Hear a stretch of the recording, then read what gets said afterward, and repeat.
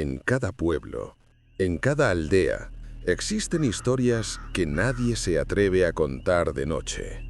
Historias que parecen advertencias, aunque muchos las llaman simples leyendas. En un lugar apartado, existe un bosque del que se dice que tiene memoria, que no olvida los pasos de quienes lo atraviesan, y peor aún, que recuerda sus miedos, los alimenta y los devuelve convertidos en carne, en sombra, en terror. Esta es la historia de 5 excursionistas que decidieron ignorar las advertencias, adentrarse en lo prohibido y descubrir la verdad de un lugar donde la naturaleza misma se convierte en enemiga. Todo comenzó como cualquier caminata. El sol apenas se filtraba entre las ramas. Las mochilas pesaban más por la emoción que por lo que llevaban dentro, y las bromas entre ellos llenaban el aire. Estaban Laura, la líder del grupo, fuerte, decidida, pero con un secreto. Arrastraba la culpa de un accidente que había marcado su vida. Diego, el bromista, siempre riendo, siempre incrédulo, pero bajo esa sonrisa escondía un miedo infantil que nunca confesaba, la oscuridad absoluta. Ana, la más sensible, siempre con presentimientos, como si pudiera oler el peligro antes de que apareciera. Su mayor temor era perder a las personas que amaba. Mateo, el aventurero, el que decía que nada lo detenía, pero en silencio vivía con el miedo de fracasar, de no ser lo suficiente. Y Clara, silenciosa, reservada. Nadie del grupo sabía que, en su infancia, había vivido pesadillas que aún la seguían. Rieron, caminaron, pero pronto notaron que el aire era diferente, más denso, más pesado, como si el bosque los reconociera desde el primer paso. Al avanzar, la niebla comenzó a levantarse, primero del suelo, como un velo blanco que acariciaba sus botas, y luego subiendo, espesándose, hasta envolver los árboles. La niebla no era común. Traía sonidos, susurros, palabras que parecían decir algo, pero que se deshacían apenas intentaban escucharlas. Diego, entre risas nerviosas, bromeó. Seguro que aquí vive el monstruo del pueblo, pero la risa se le congeló cuando escuchó claramente su nombre. Diego. Se giró. Nadie lo había dicho. Los demás lo miraron confundidos. Y en ese instante lo entendieron. El bosque no estaba en silencio. El bosque hablaba. Los animales tampoco eran normales. Un zorro apareció entre los arbustos. No corrió, no huyó.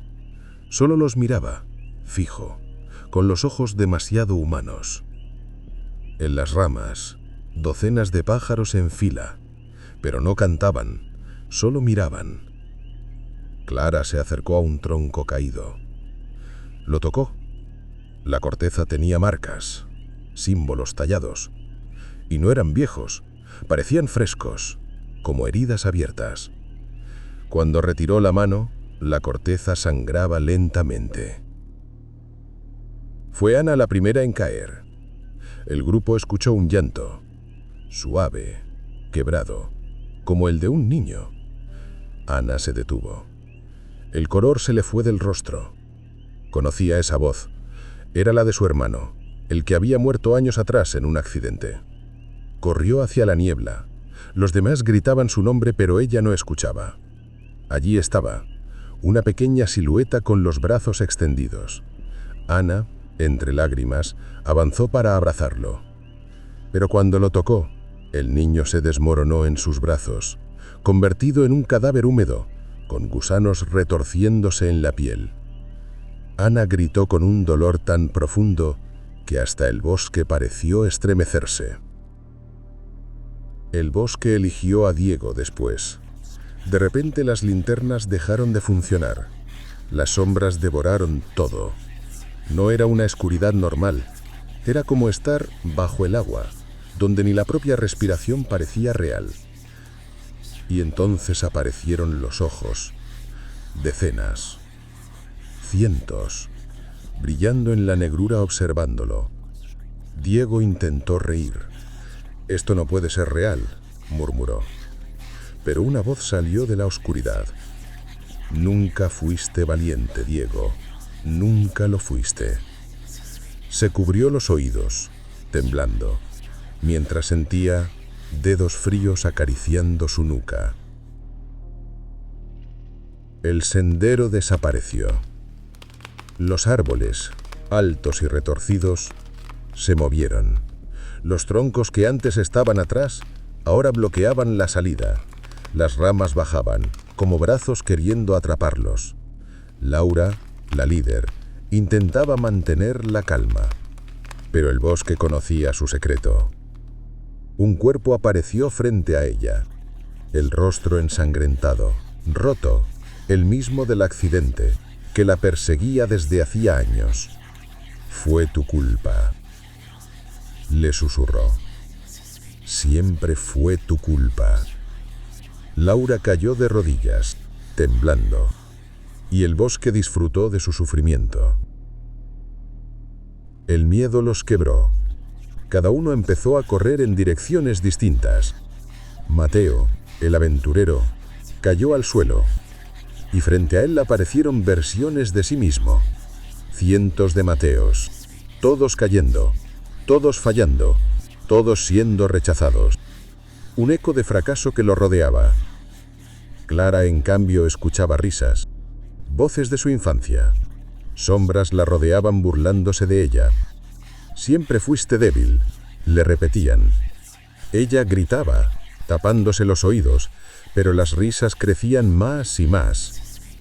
El bosque sabía exactamente qué decirles, cómo romperlos.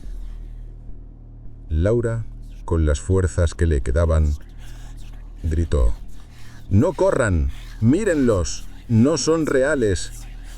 Y en ese instante entendieron. El bosque no quería matarlos. El bosque quería alimentarse de su miedo. Ana miró al cadáver de su hermano y, con lágrimas, susurró: «No eres tú. No volverás a atraparme». Y la visión se deshizo como humo. Diego encendió una pequeña linterna. La oscuridad retrocedió apenas un paso. Y él, por primera vez, no huyó. Clara gritó a las sombras de su infancia: «No soy esa niña». Y las voces se callaron de golpe. Uno a uno comenzaron a resistir. El bosque rugió. Sí, rugió como un solo ser. Los árboles crujieron, la niebla gritó, la tierra tembló. Pero algo cambiaba. Cuanto más enfrentaban sus miedos, más débil parecía la fuerza que los rodeaba. De pronto, una grieta de luz se abrió entre la niebla, un sendero que llevaba hacia afuera. Pero debían correr juntos. Y lo hicieron, mientras ramas intentaban atraparlos, mientras las sombras gritaban sus nombres. Corrieron, y no miraron atrás.